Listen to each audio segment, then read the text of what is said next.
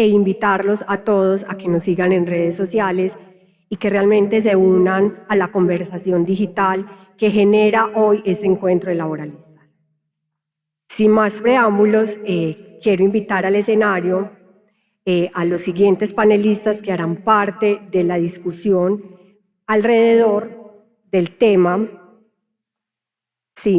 dando lugar al panel Principales aspectos en materia de estabilidad laboral. Para eso invitamos al escenario a la doctora Angélica Carrión, gobernadora del Colegio de Abogados del Trabajo, la doctora Mary Laura Perdomo, coordinadora regional para América Latina y el Caribe de I Love Network, al doctor Felipe Álvarez, socio de Álvarez Líbano Lacerna, abogados, y el doctor Iván Díez, vicepresidente de la CGT. Y por supuesto, invitamos al escenario al doctor Darío Múnera, director general de la Vicepresidencia de Asuntos Jurídicos de la ANDI, quien moderará la siguiente conversación. Adelante, doctor Darío, tiene la palabra.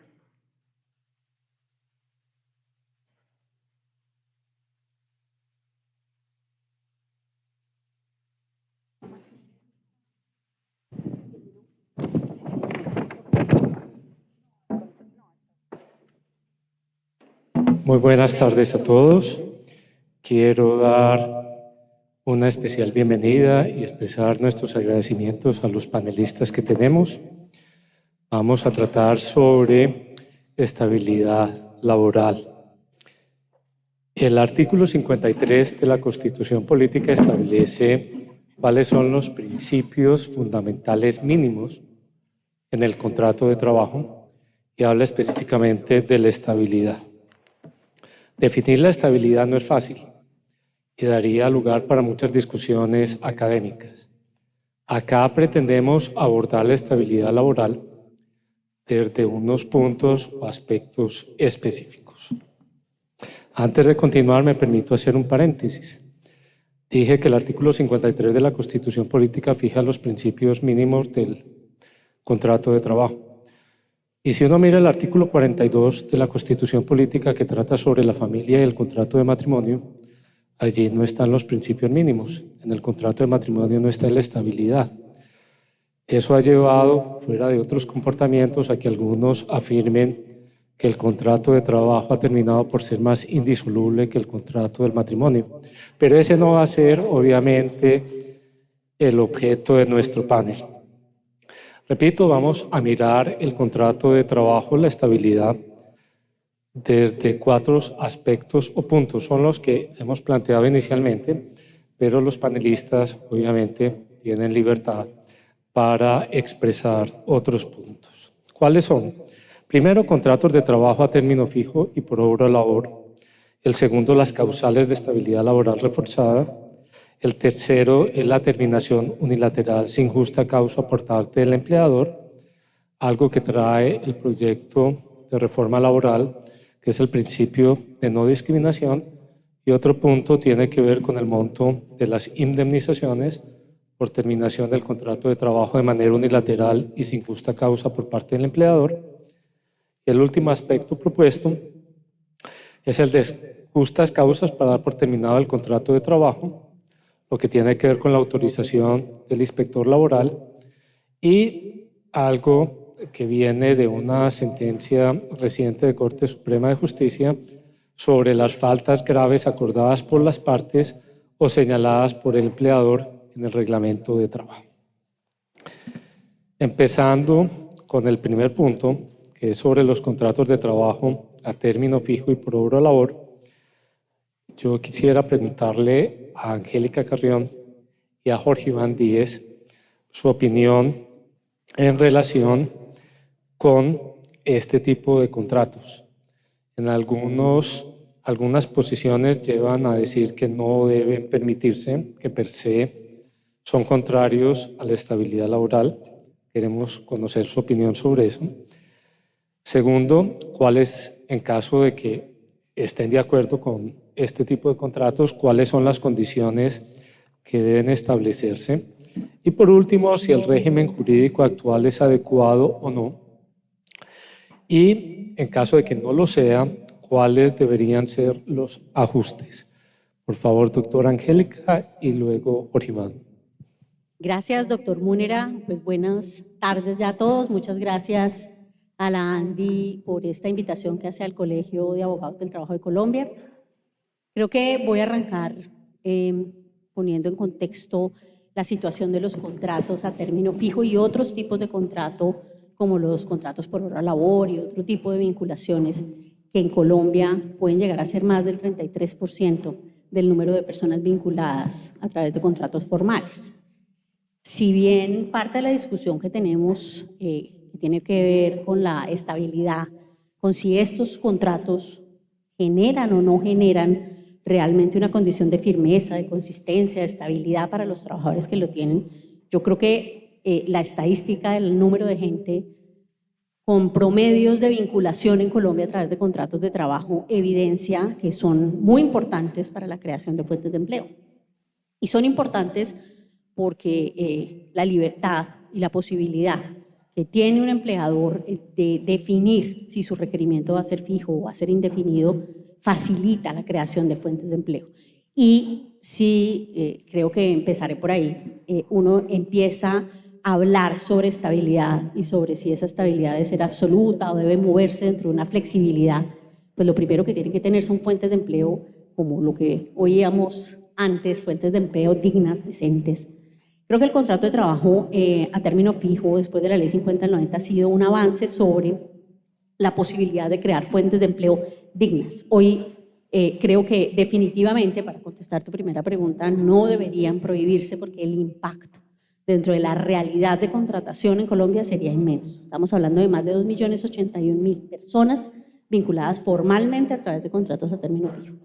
Y pensar que automáticamente la fuente de empleo pasaría a una vinculación indefinida, creo que no es la manera en la que se definen las contrataciones en una compañía. Para contestar tu primera pregunta sobre si deberían prohibirse, definitivamente no. Deberían regularse, ya lo están.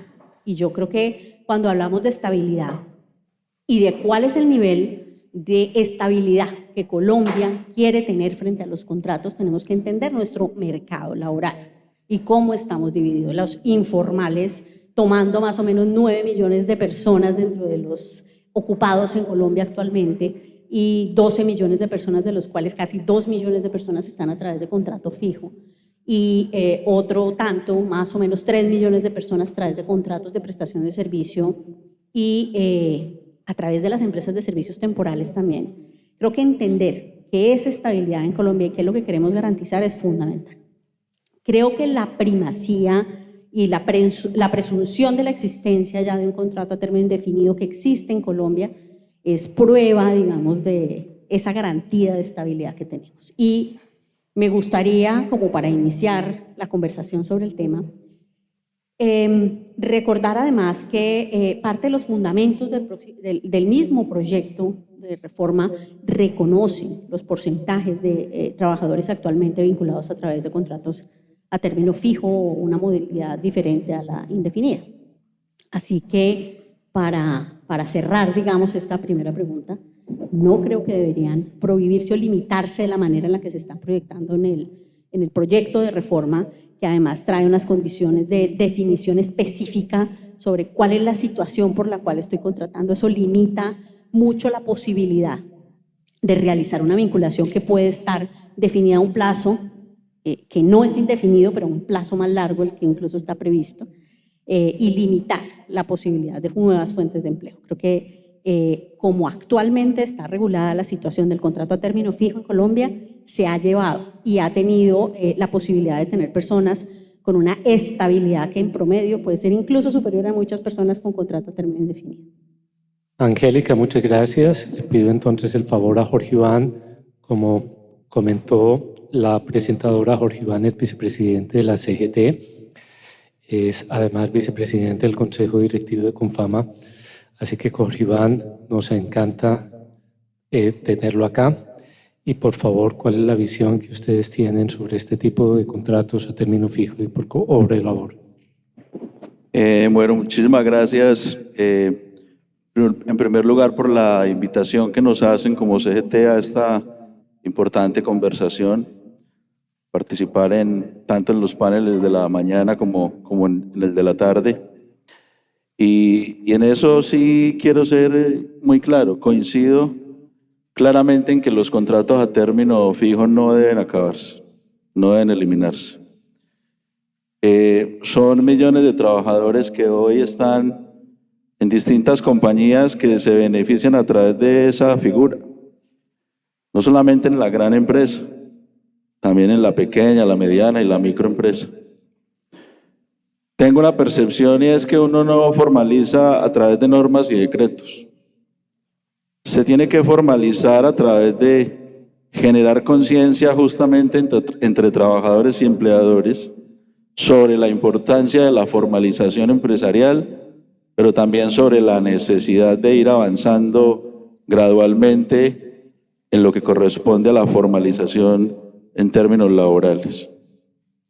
El contrato de trabajo a término fijo ha sido fundamental en la historia del país, sobre todo en lo que corresponde para hacer reemplazos de vacaciones, reemplazos de incapacidades largas y extensas, licencias, picos de producción en sectores de la economía en donde la producción no siempre es permanente, sino que es, digamos, estacional. En la mañana mirábamos el tema, por ejemplo, de Urabá. La producción agroindustrial en Urabá es por estaciones. Si usted somete a todas las fincas bananeras de palma, etcétera, al contrato a término indefinido, entra la industria en una crisis de sobrecostos que son profundamente insostenibles. Y eso lo que significa es que ese contrato debe permanecer, pero eso tampoco significa de que no lo podamos mejorar y no lo podamos regular de una mejor manera. Por ejemplo, uno de los temas importantes en materia sindical, en materia de negociación colectiva y en materia de derechos de libertad sindical y de asociación, es garantizar que esas personas que están a través de un contrato a término fijo puedan acceder a la afiliación a los sindicatos, pero que también tengan el legítimo derecho de ser representados en negociaciones colectivas, que también sean beneficiarios de convenciones colectivas. Y lo que estoy pidiendo no es algo novedoso, ya se da en muchísimas empresas, sobre todo del sector manufacturero, en donde se privilegia el contrato a término indefinido por encima del el contrato a término fijo por encima del contrato a término indefinido. Ya hay sindicatos legales, conformados, que presentan pliegos de peticiones y que han negociado convenciones colectivas de trabajo. Entonces, pensar que el contrato a término fijo es igual a que se termine o se elimine la posibilidad de la negociación colectiva, creo que es un error, porque ya hay ejercicios y son muchísimas las empresas que lo practican y que claramente garantizan los derechos de negociación colectiva y los derechos de asociación. Hay que ajustar más eso, hay que mejorarlo, porque tampoco podemos caer en el peor de los mundos, en el sentido de que si una persona tiene un contrato a término fijo, pues entonces cuando le notifiquen la cancelación o la terminación de su contrato, pues que ocurra que no se lo renueven justamente porque está afiliado a una organización sindical. Creo que hay que tener un término justo en el sentido a que si esos derechos se garantizan, pues también entonces que los trabajadores que acceden a ese beneficio de contrato a término fijo, no se les castigue, entre comillas, con la renovación de su contrato porque está afiliado a una organización sindical. En términos prácticos, lo que quiero significar es que es válido ese contrato, es necesario regularlo un poco más para que no se salga de los propósitos que corresponden en materia de formalización, pero plantear que todos los contratos de trabajo en una compañía, pequeña, mediana, micro o grande, tienen que ser a término indefinido, creo que no es correcto, y lo digo yo incluso desde la parte sindical, que lo mejor, digamos, pudiera decirlo, que todos los contratos de trabajo sean a término indefinido en el sector productivo, en el sector privado, fuera la posición más cómoda, ¿no? Como dirigente sindical, pero creo que en eso también hay que tener coherencia frente a que la formalización se debe lograr vía diálogo social, contemplando justamente que las compañías sean productivas, eficientes, competitivas, que las compañías se desarrollen en lo que corresponde a su actividad empresarial, manteniendo también una constante para que los trabajadores independientes, si están contratados a término indefinido fijo, pues también cada día accedan a mejores condiciones de trabajo y a mejores beneficios en materia de relaciones extralegales. Jorge Iván, muchísimas gracias. El segundo punto que vamos a tratar es el que tiene que ver con las causales de estabilidad laboral reforzada. Para nadie es un secreto que en Colombia estas causales de estabilidad laboral reforzada han tenido un incremento, y no solo vía ley, también vía jurisprudencia. Tenemos el caso de los prepensionados, y también esta mañana la presidenta de la Corte Suprema de Justicia, Sala de Casación Laboral, nos habló de la estabilidad laboral reforzada por debilidad manifiesta, por cuestiones de salud. El proyecto de ley trae una relación de causales de estabilidad laboral reforzada. Sin embargo, dice que no es una lista taxativa, que es meramente enunciativa. Entonces, voy a preguntar ahora a María Laura Perdomo y a Felipe Álvarez sobre lo siguiente. ¿Quién debe fijar las causales de estabilidad laboral reforzada? ¿Es o no una atribución exclusiva del legislador? ¿Cuáles deben ser las causales de estabilidad laboral reforzada? Y tercero, ¿es posible dar por terminado un contrato de trabajo por mutuo acuerdo con un trabajador que goza de estabilidad laboral reforzada por razones de salud? Esta última pregunta es por una posición jurisprudencial de la Corte Constitucional. Doctora María Laura. Muchísimas gracias, buenas tardes para mis compañeros y compañera de panel, y muchísimas gracias de verdad a la Andy por la invitación a este importante evento, especialmente a Juliana, que es muy insistente y nos tiene muchos y muchas aquí. Es un honor compartir con ustedes nuestra posición, nuestras opiniones, que sabemos que distan mucho de la mayoría de los presentes, pero creo que eso es lo que vale la pena en un espacio tan académico y tan técnico como el que están haciendo en esta reunión de laboralistas. Nosotros lo que consideramos desde mi organización ILO Network, que apoya al movimiento sindical, a los derechos de los trabajadores y las trabajadoras, es, digamos, si no lo inventamos nosotros, es que la estabilidad laboral es un derecho humano. La estabilidad es un derecho humano consagrado en instrumentos internacionales de derechos humanos, como el Pacto Internacional de Derechos Económicos, Sociales y Culturales, que es un instrumento internacional y ha sido desarrollado además por el Comité del Pacto Internacional en la Observación 18, que habla acerca del derecho al trabajo y cómo el derecho al trabajo como derecho humano trae intrínseco el derecho humano también a la estabilidad o a no ser separado de su empleo sin causa justificada. También en el Corpus Juris Interamericano está contemplado el derecho humano a la estabilidad laboral en el Protocolo de San Salvador como un derecho inherente al derecho al trabajo, y es el hecho de poder permanecer en su empleo y de no ser retirado de manera injustificada. Y también encuentra fundamento en un convenio de la OIT que no ha sido ratificado por Colombia, pero nosotros estamos convencidos de la importancia del derecho internacional del trabajo, del Corpus Juris de la OIT, y en este caso pues el convenio 158 de la OIT sobre la terminación del contrato de trabajo establece también la estabilidad como la garantía de no ser retirado del trabajo de manera injustificada. Y acá es donde quiero insistir, y por ejemplo relacionado con la pregunta anterior que hacía el doctor, es Creo que todos estamos de acuerdo en que el contrato a término fijo es necesario y a nadie se le ocurriría la locura de terminarlo, o al menos así tampoco se propone y nunca se propondría en una reforma laboral ni en la que propuso el gobierno. De hecho, lo que se dice es, ojalá que la regla general sea el contrato indefinido como regla general, pero por supuesto que sigue existiendo el contrato a término fijo, el contrato de obra, los contratos ocasionales, digamos, para labores específicas. En ese sentido, partiendo de esta idea inicial o de esta premisa de la estabilidad es un derecho humano y debería haber una causa justificada para poder terminar los contratos, para que el trabajador o trabajadora se vea separado de su vínculo laboral, pues llegamos a la discusión, por supuesto, de la estabilidad laboral reforzada, que es lo que se pregunta en concreto. ¿Y quién debería definirla?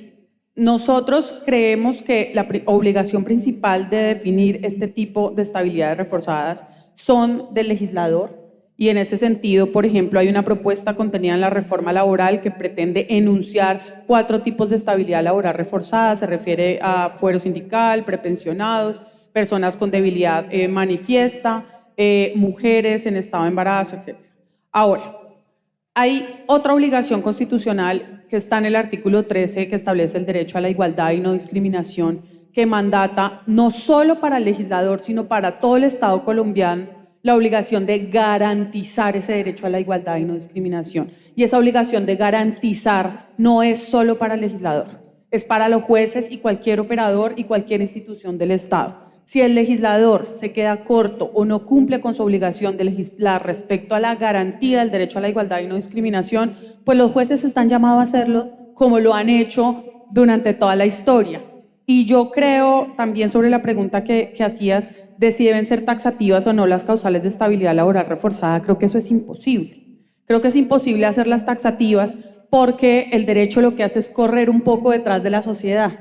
Y así como vemos cambios y transformaciones en el mundo del trabajo que están relacionadas con digitalización, con automatización, con desarrollos científicos, con cambios demográficos, con crisis climática, que es un tema del que todos estamos hablando hoy en día, pues asimismo van a evolucionar las causales por las cuales haya que proteger a cierto tipo de trabajadores. Hoy en día se habla, por ejemplo, se están creando nuevas estabilidades relacionadas, antes hablábamos solo del sexo. Hoy en día hablamos de identidad de género, de orientación sexual, que hace unos años ni siquiera estaban dentro del lenguaje y dentro de las discusiones.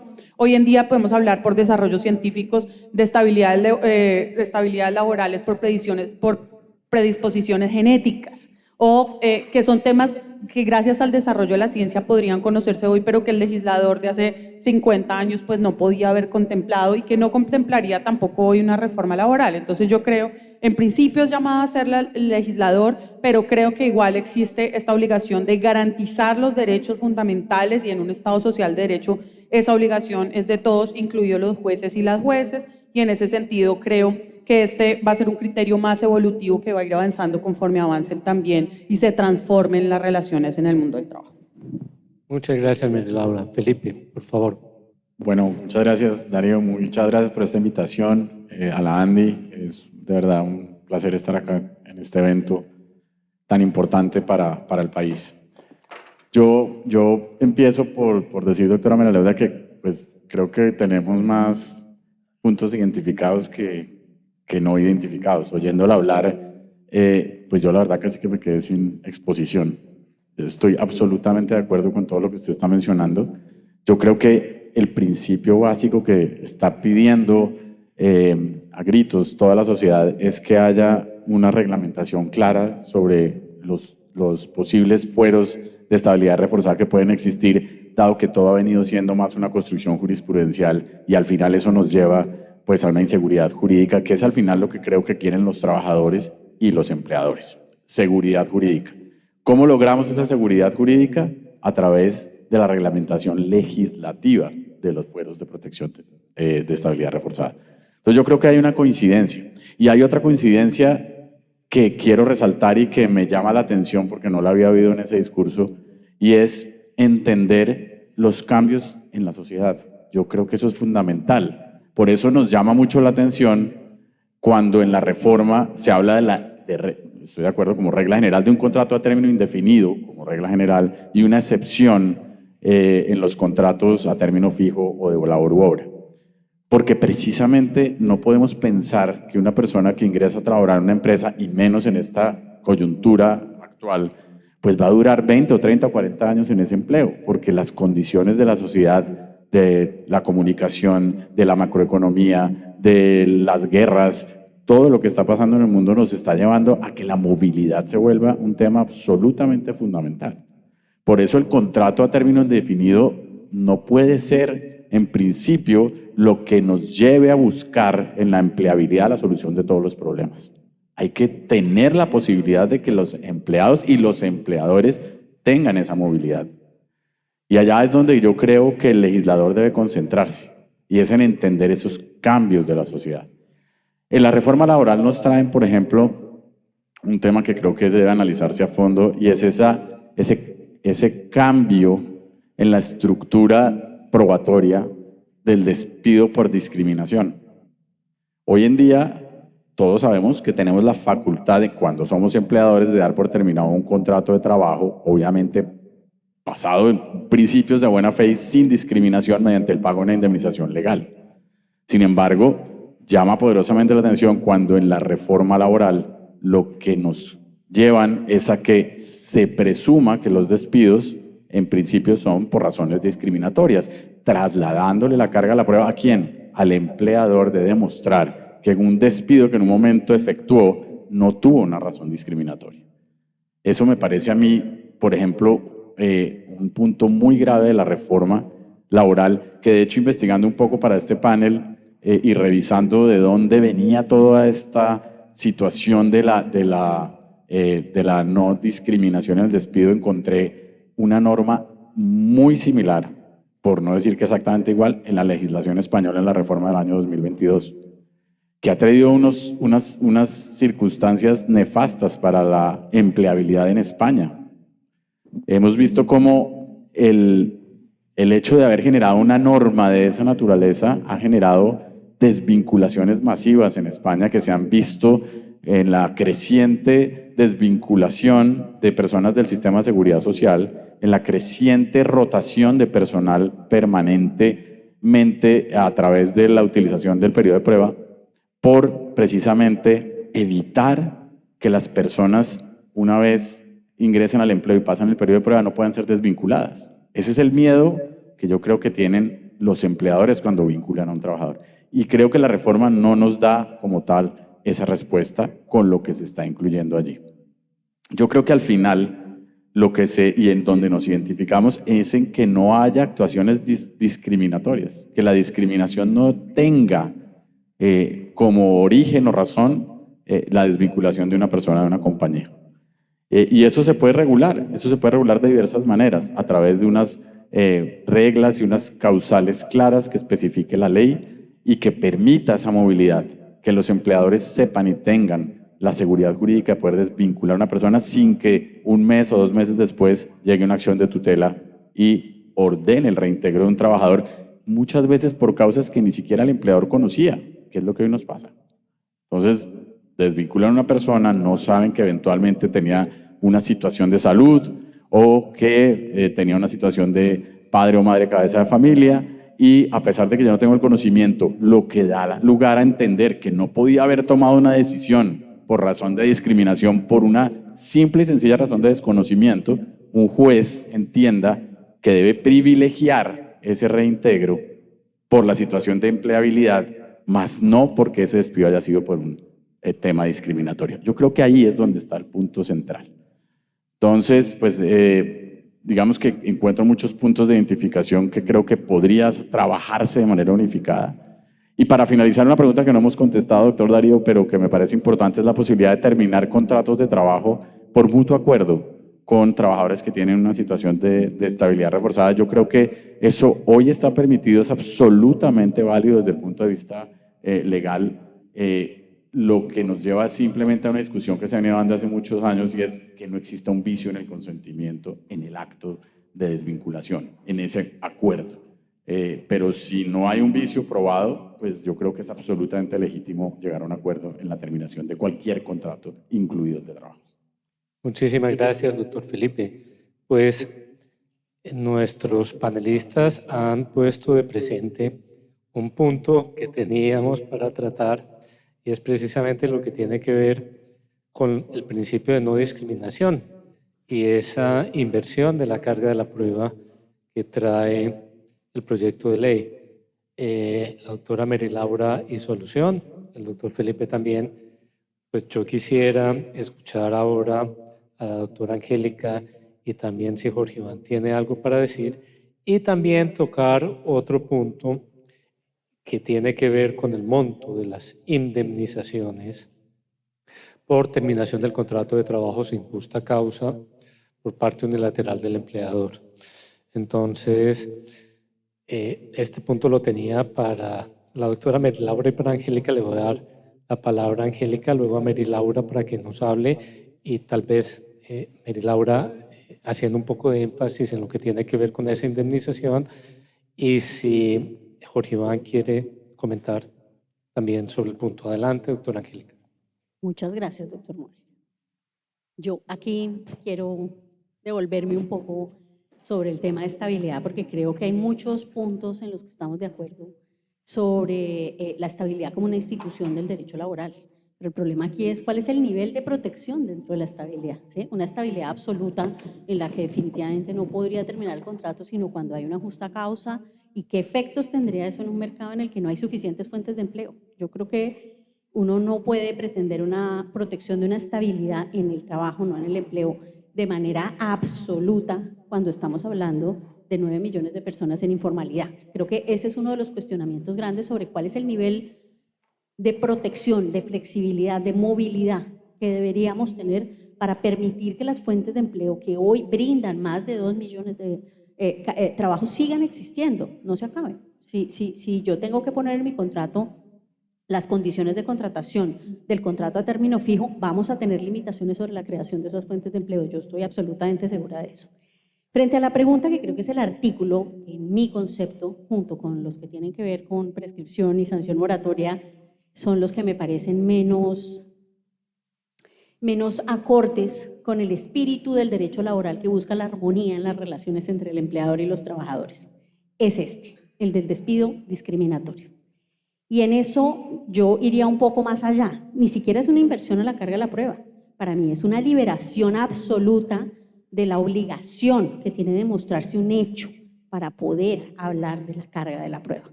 Es que para poder presumir que hay una discriminación yo debo demostrar un hecho. Y cuando todo es excepcional, nada es excepcional.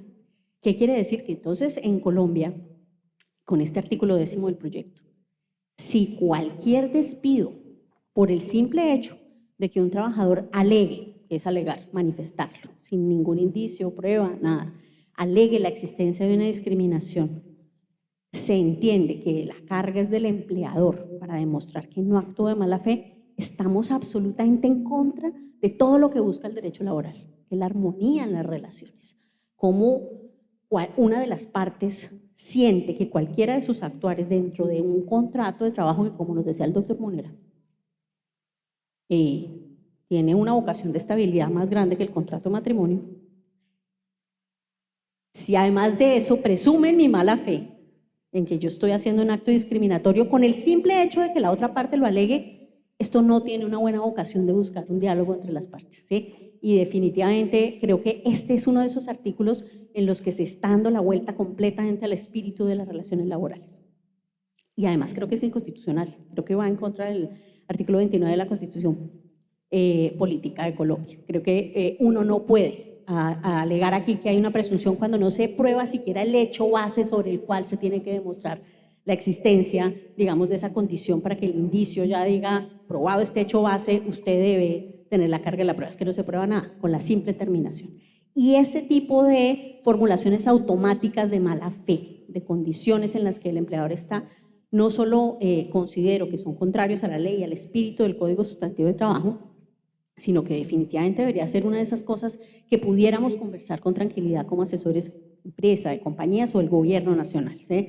No está acorde el tener este tipo de artículos. Además, si a esto le sumamos, con la pregunta que nos hacías, unos incrementos de la indemnización, que si bien en todas las discusiones sobre si la indemnización es suficiente para hablar de una protección de la estabilidad, y entendemos que así existe, pues el hecho de que exista el reconocimiento de la indemnización es una forma también de protección de la estabilidad, como lo es la presunción de la existencia de un contrato a término indefinido ante la inexistencia de un acuerdo escrito.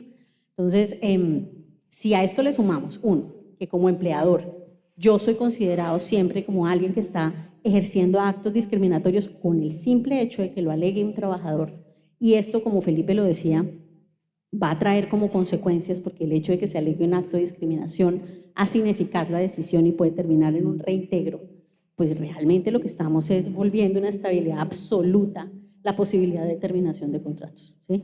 Yo lo alego y luego tengo que demostrar algo que ni siquiera conozco, porque además, rompiendo la armonía de las relaciones entre empleador y trabajador, se presume que hay una discriminación, y creo que además no es considerado con aquellos casos en los que sí se prueba el hecho base y hay un acto de discriminación, ¿no? Cuando hablamos de discriminaciones relacionadas con género, con religión, con actividades políticas, con la condición sindical de directivo de alguna persona, hay un hecho base demostrado sobre el cual yo tengo, pero aquí no hay ninguno, ¿sí? Entonces, ese artículo suelto sobre el despido discriminatorio para mí es un ejercicio, es una expresión de una regla de estabilidad absoluta que definitivamente rompe la relación de armonía que debe existir y vuelve al mismo nivel las protecciones que realmente existen de las que hemos hablado, porque como lo decían también, es tan evidente que incluso el contrato a término fijo tiene un nivel de estabilidad alto en Colombia, que todos los fueros de los que hemos hablado, que son muchos, que no son solo legislativos, todos lo conocemos, arrancan primero por una sentencia de tutela y luego empiezan, digamos, a proteger condiciones específicas y luego a veces pues simplemente se vuelven un fuero con una protección más alta que la que pudo haber dejado el legislador. Todos los contratos a término fijo también gozan de esos reconocimientos, es decir, la estabilidad en Colombia es una institución real. Hoy, terminar un contrato de trabajo supone que un empleador, a pesar de estar en una condición objetiva, tenga que hacer una revisión como de 8 tipos de protecciones diferentes, conocidas o no conocidas. Entonces, ¿de qué estamos hablando? Estamos diciendo que en Colombia cualquier inversionista que llegue sabe que finalizar un contrato de trabajo en Colombia, a pesar de los artículos del Código Sustantivo de Trabajo, en el entendimiento armónico de las decisiones, no es una decisión que se tome simplemente con el pago de una indemnización.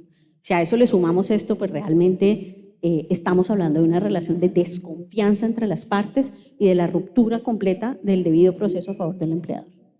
Gracias, doctora Mary Laura, por favor. Sí, quería mencionar como 4 ideas muy rápido en el poco tiempo que tenemos. La primera se sale un poco de la discusión y es de nuevo manifestar mi complacencia de que nosotros estemos discutiendo estos temas con tanto detenimiento, de que ustedes hagan un evento de 2 días completos para evaluar capítulo por capítulo de la reforma laboral. Yo creo, y acá le recojo las palabras al vice Palma, que no pudo venir, creo que si hay algo valioso que ha hecho la reforma, así se apruebe o no se apruebe, es ponernos a todo el país en nota de discutir los temas laborales, que eran como la cenicienta del derecho. Entonces, eso me complace muchísimo. Segundo, también devolviéndome un poco a la conferencia tras anterior de este panel que disfruté mucho y que estuve muy atenta, que dieron desde la jurídica de la ANDI, y es sobre la propuesta de reforma estructural de la ANDI. Esa propuesta de reforma estructural de la ANDI, junto con la propuesta de reformas que presentó el movimiento sindical y las del gobierno propio y las de muchos insumos más, fueron discutidas en la Comisión Permanente de Concertación de Políticas Salariales y Laborales, en las que yo participé y participamos muchos colegas. Angélica estuvo allá, el doctor también, con Juliana nos dimos horas y horas de debate, estuvo el doctor Chapman, Juan Pablo, el doctor Guerrero, bueno, muchísimos de los colegas que hoy veo acá pasaron por ese espacio donde discutimos por horas, y muchas de esas propuestas fueron recogidas en la reforma laboral del gobierno. O sea, el contrato agropecuario que mencionaban como una propuesta que además nació de la ANDI está recogida en la reforma laboral. La unidad negocial, que ha sido una propuesta de los gremios empresariales desde hace años, está recogida en el capítulo laboral de negociación colectiva de la reforma laboral. Eliminar el trámite de la autorización de trabajo en horas extras, que fue propuesto por la ANDI, quedó recogido en la propuesta laboral, y así a medida que ellos lo mencionaban, yo decía, se recogió. no todo lo que quisiéramos, incluso hubo temas que a mí me parecían muy interesantes de ustedes, por ejemplo, unificar esta legislación que quedó absurda y atomizada de trabajo remoto, teletrabajo, trabajo en casa, que hoy es una locura y nadie entiende cuál es cuál, y que la unificáramos en unos criterios. Creo que coincidíamos y no se logró dejar finalmente en el texto, pero había muchas coincidencias con ustedes. Y en ese tema recuerdo que el despido discriminatorio también fue un acuerdo. Y decíamos, digamos, nadie en esa mesa, ni de los empleadores, ni de el gobierno, ni de los sindicatos, decía, no, está bien el despido discriminatorio. Creo que todos partíamos de la base de, es absurdo decir que se permita un despido discriminatorio en este país. ¿Dónde radicaba la diferencia en esas discusiones tripartitas? ¿Cuál debe ser la consecuencia de un despido discriminatorio? El gobierno, y yo estoy de acuerdo con esa posición, decía y es mi punto para responder a la pregunta, y es el despido discriminatorio debe repararse de manera integral, siguiendo el principio de reparación integral también del sistema interamericano, con devolver a las cosas al estado inicial, es decir, el reintegro o la nulidad de ese despido discriminatorio. Por supuesto, a los gremios empresariales esta propuesta no les gustó y les sigue sin gustar, y ustedes dicen, no, primero, la carga de la prueba debería ser del trabajador o trabajadora. Segundo, si llegara a comprobarse, debería hablarse más de una indemnización por ese despido y no de un reintegro o de una nulidad del despido como se está proponiendo en la reforma, pero creo que ahí, digamos, se sigue en la discusión y la diferencia sobre el efecto y sobre aspectos probatorios y procedimentales. Yo creo, frente al despido discriminatorio, que efectivamente, como lo decíamos, hay una obligación constitucional de garantizar el principio de igualdad y no discriminación. Creo que tanto la jurisprudencia de la Corte Constitucional ha aplicado esta tesis del despido discriminatorio y del reintegro, o de que se entienda como nulo el despido en casos, por ejemplo, de acoso laboral. La Corte Suprema también lo ha aplicado frente a despidos, por ejemplo, de sindicalistas, aunque no tengan fuero sindical propiamente, o alguno de las figuras del fuero sindical, y creo que la figura debería ser esta. Terminando, digamos, a mí sí me preocupa mucho cuando se habla de que hay una estabilidad absoluta, como lo mencionabas, Angélica, y ahí yo sí disto mucho de que se utilice este término. Cuando Juliana me invitó al panel decíamos hablar de inamovilidad laboral y yo, uy, Juli, espérate, tal vez hablemos de estabilidad y no lo califiquemos de una vez de inamovilidad. Yo creo que no podemos hablar de prohibición absoluta de despido cuando estamos hablando de que se mantienen los tipos de contrato diferentes al indefinido, que ya es una causal para terminar contratos, el término fijo, de obra, ocasionales, etcétera. También se mantienen los contratos por medio de empresas de servicios temporales. Se habla de la posibilidad se habla de que no se tocan las causales de despido con justa causa. Tenemos todavía en el código y no se tocan, no se modifican, no se pretende modificar en la reforma las justas causas para dar por terminado un contrato, e incluso, ustedes lo saben, mi primera propuesta en la mesa fue prohibamos el despido sin justa causa. Obviamente a nadie le gustó la idea y lo que se hizo fue, se mantiene el despido sin justa causa, pero con el pago de una indemnización que cree el gobierno debe aumentarse un poco para seguir propendiendo con este principio de estabilidad para desincentivar el despido. Frente al despido discriminatorio, pueden las empresas, lo que se hace es una inversión en la carga de la prueba efectivamente cuando el trabajador o trabajadora alega una causa de discriminación y el empleador simplemente puede mostrar sí, una justa causa, que existen un montón en la legislación laboral, o dos, fue una causa, por ejemplo, relacionada, un motivo, había un motivo. ¿Cuál era ese motivo? Causas empresariales, causas financieras, avances tecnológicos, cambios científicos, readecuación de la empresa, reubicación, etcétera, que eso ya es un motivo, una causa. Se descarta ahí el acto discriminatorio y por tanto no aplicaría la consecuencia que está proponiendo la reforma laboral. Y terminando en un minuto, para el tema de la indemnización, obviamente yo soy una convencida de que debería aumentarse para desincentivar y que los empleadores tienen, acabo de mencionar, muchísimas posibilidades para dar por terminado un contrato justificadamente, como lo contempla el Corpus Juris Internacional, pero en caso de que no, que definitivamente no quiera motivarlo de ninguna manera, que no quiera justificarlo de ninguna manera, que sea un capricho del empleador, se puede despedir pagando una indemnización. Y la que existe en Colombia es de las más altas de América Latina. Yo también, preparando este panel, me di el trabajo de volver a revisar y la que encontré más bajita es la de Venezuela. Y por supuesto no queremos ser como Venezuela, yo tampoco lo quiero. El resto de países tiene una indemnización que es 3 días por cada año de trabajo. Hay una en Brasil tal vez que es 8% del salario de cada mes trabajado, que se guarda en un fondo y luego se suma si el despido fue sin justa causa. Es decir, en todos los países que revisé, Brasil, Chile, Perú, Argentina, México, las indemnizaciones son muchísimo más altas que lo que existe en Colombia. Entonces lo que decimos simplemente es: volvamos a subirle un poco a la indemnización para desincentivar esos despidos caprichosos, injustificados, y el empleador mantiene una gran gama de posibilidades para dar por terminado el contrato de trabajo. Jorge Iván, no sé si quieres comentar sobre estos puntos. Adelante. Sobre el tema de la reforma laboral en lo que corresponde a las indemnizaciones. Alguna vez firmando una convención colectiva en una empresa, establecimos una tabla extralegal de indemnizaciones, aparte de la legal, que si todo el mundo la observaba decía: qué maravilla de tabla. Meses después, los mismos trabajadores iban y se acogían a planes de arreglo voluntario, pero que les dieran la tabla de indemnización extralegal sumada a la legal.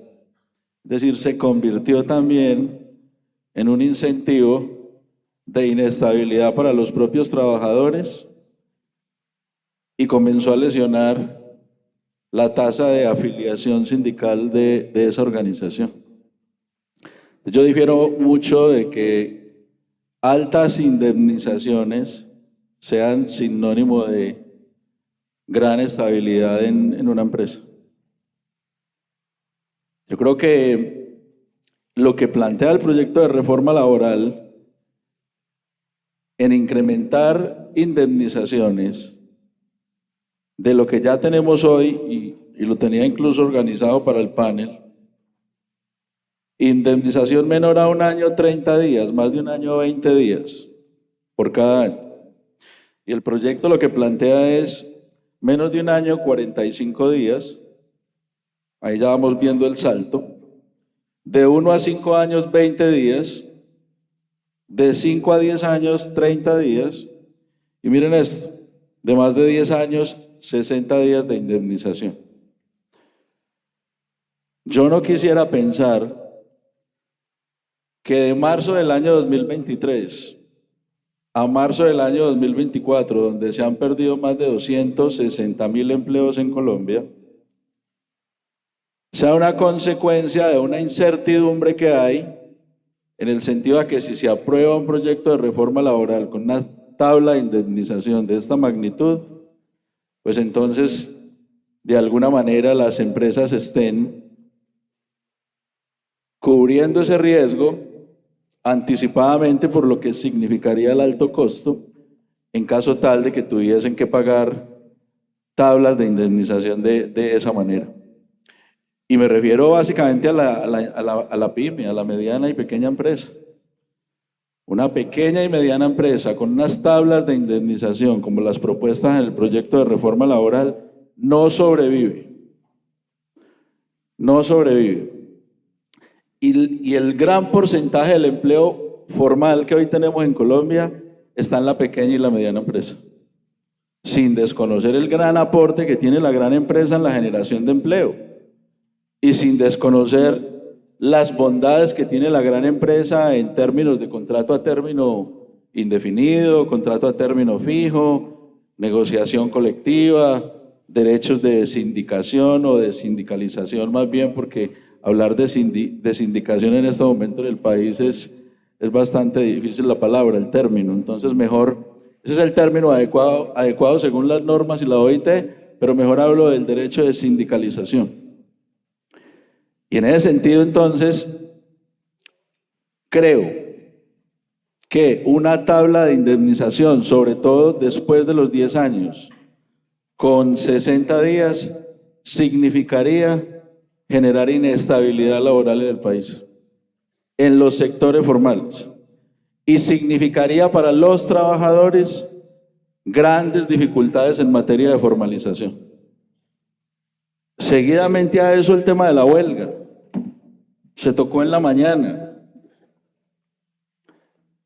Me preocupa profundamente que el proyecto de reforma laboral plantee huelgas por cualquier circunstancia. Todo el mundo sabe que a través del Código Sustantivo del Trabajo y de la legislación, la huelga es una consecuencia de la negociación colectiva y debería seguir siendo una consecuencia de la negociación colectiva.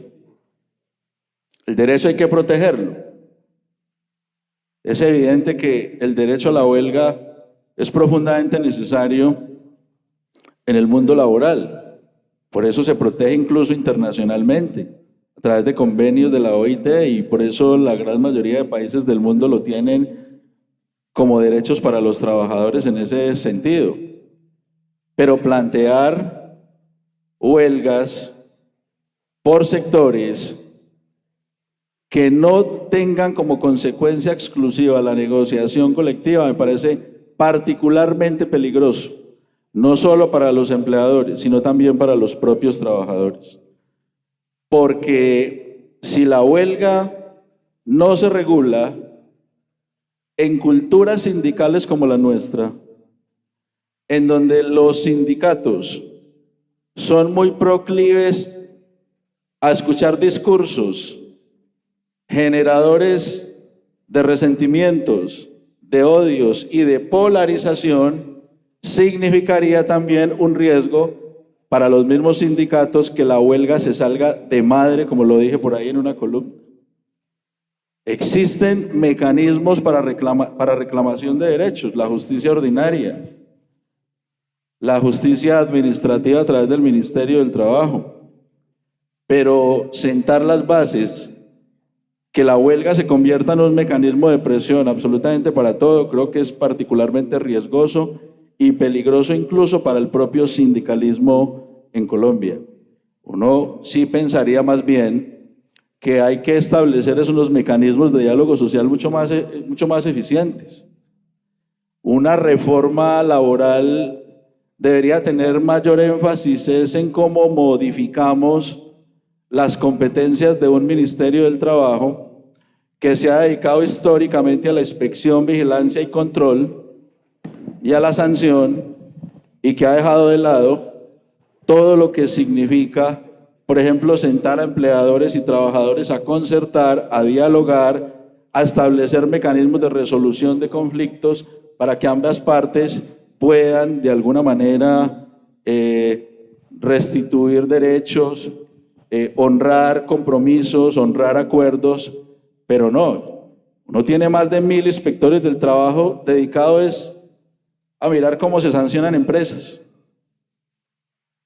Me parece que es una pérdida de capacidades impresionantes. Yo sí plantearía más bien que hagamos una reforma laboral para ampliar las competencias del Ministerio del Trabajo y mejorarlas, pero con énfasis en que solucionemos los conflictos laborales del país. Se pone una queja por parte de una organización sindical en el ministerio, pasa un año y no hay solución, acude a la justicia ordinaria, y en el peor de los casos, esta es la multa para el empleador, y la consecuencia de esa queja permanece, porque no se soluciona. Es decir, hay muchos empleadores que prefieren pagar la multa que solucionar la problemática. Pierde el empleador pagando la multa y pierde el sindicato y los trabajadores porque no se les soluciona su problemática. Los mecanismos deberían ser distintos. Más prevención, más diálogo social, más concertación, más acuerdos, más espíritu de que las relaciones laborales no se polaricen. Y creo que hoy estamos viviendo justamente ese escenario. Un escenario en donde las relaciones laborales entre sindicatos, muchos sindicatos, y muchos empleadores están llegando a un punto límite de polarización y de radicalización, que eso no le hace nada bien al mundo del trabajo. Entonces, invitaría más bien a que revisemos esos mecanismos, a que nos inviten a todos los actores del mundo del trabajo. Es que uno no puede, como gobierno, solamente hablar con los que le dicen estar de acuerdo absolutamente con todo. Con lo que yo denomino es el sindicalismo del comité de aplausos. Lo cita el gobierno y todo lo que el gobierno plantea, sí señor gobierno, estamos totalmente de acuerdo. Hay que escuchar otras versiones del sindicalismo democrático, autónomo, independiente, pluralista, que tenemos puntos de vista diferentes, pero que el gobierno infortunadamente no quiere escuchar porque quiere es que le avalen absolutamente todas las posiciones, y creo que hay un error gravísimo, porque si se va a construir una reforma laboral, una reforma pensional, una reforma a la salud y cualquier reforma estructural, se requiere la voz de todo un país, de todos los sectores, de los empresarios, de las distintas vertientes del sindicalismo, de la academia, de los distintos sectores que podemos también contribuir y aportar muchísimo a que los ajustes se den. Claro que hay que hacer cambios. Todo es susceptible de mejorarlo en el mundo del trabajo. Jorge Iván, muchas gracias. Yo, con motivo de la intervención de Jorge Iván, recuerdo que hace muchos años había una disposición según la cual el trabajador que llevaba más de 10 años vinculado a una empresa ya no podía ser despedido sin justa causa. Y eso llevó a una práctica perversa de terminar los contratos de trabajo antes de que las personas cumplieran esos 10 años. Yo le voy a pedir a Felipe una opinión sobre una posición relativamente reciente de la Corte Suprema de Justicia del año 2023, la sentencia SL 2857. La Corte Suprema había mantenido una posición según la cual si las partes definían en el contrato de trabajo o si el empleador lo hacía en el reglamento de trabajo cuáles eran las faltas graves, el juez no tenía por qué entrar a valorar ese acuerdo de las partes o esa decisión del empleador. Ahora la Corte, en esta sentencia de año 2023, señala que recoge ese criterio y que el juez puede entrar a valorar la gravedad de ese acuerdo o de esa disposición del empleador. Por favor, Felipe, ¿cuál es tu opinión? ¿Esto limita la voluntad de las partes o la autonomía del empleador? ¿Cómo debemos entender eso? ¿Qué tan grave es? ¿O qué? ¿Cuál es su implicación? Muchas gracias, Darío. Bueno, frente a la sentencia que nos plantea y esa inquietud, yo hablando incluso con Angélica hace un rato antes de entrar al panel puntualmente, revisábamos y decíamos, dentro del litigio que hemos llevado durante muchos años, hemos visto que la Corte siempre ha valorado esa gravedad o no de la falta. Realmente, aunque es una sentencia importante y una sentencia de hito, no vemos una gran modificación frente al análisis que ha venido haciendo la Corte Suprema de lo que es una gravedad de una falta. Es decir, yo no considero que la Corte en el pasado simplemente se remitiera a verificar si estaba catalogado o no como falta grave en un contrato simplemente o en un reglamento o en una política para calificarla como tal, sin el juez valorar de fondo si efectivamente la situación daba lugar a un despido o no. Y tuvimos múltiples sentencias con análisis de esa naturaleza. Sin embargo, creo que esta sentencia de la que se hace referencia reitera un principio sobre el que además pues yo creo que tanto trabajadores como empleadores estamos de acuerdo, y es la razonabilidad que debe existir en un despido. Los despidos deben estar siempre amparados, vigilados y soportados en una causa que sea razonable. Yo creo que cualquier empresa, cuando aplica una terminación por justa causa previo al cumplimiento de un debido proceso, que ya tenemos claro que tenemos que adelantarlo con base en las sentencias de la Corte Constitucional y demás, pues tiene que aplicar un principio de razonabilidad en esa decisión. Habrá faltas que en una industria sean muy graves, habrá faltas que en otra industria no necesariamente son tan graves. Hace poco me pasó analizando un caso, por ejemplo, de una empresa de aviación donde un piloto se presentó a su asignación de vuelo y le hicieron una prueba aleatoria de licor y salió positivo. Sin duda, pues, eso creo que cualquier usuario del sistema aéreo colombiano pues no estaría de acuerdo en que un piloto esté bajo la influencia de alcohol o drogas para volar un avión.